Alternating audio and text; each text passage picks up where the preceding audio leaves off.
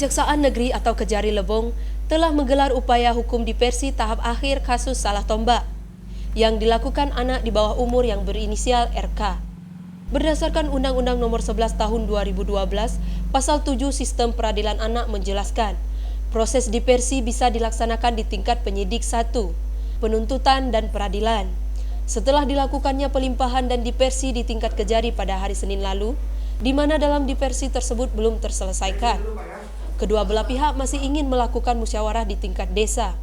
Hasil musyawarah sudah diserahkan kepada pihak Kejari pada Kamis 1 Oktober 2020 dini hari dengan dilakukannya diversi tahap akhir.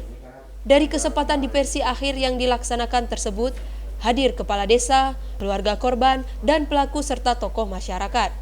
Kedua belah pihak sudah mengambil kesepakatan bersama, yaitu dengan jalan perdamaian di mana keluarga pelaku harus memenuhi persyaratan yang sudah diserahkan oleh keluarga korban.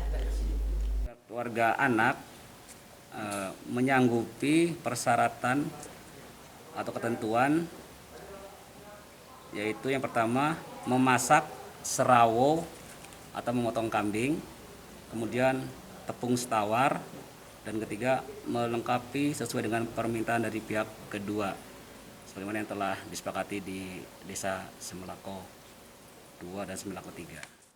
Kami akan meminta kepada pengadilan untuk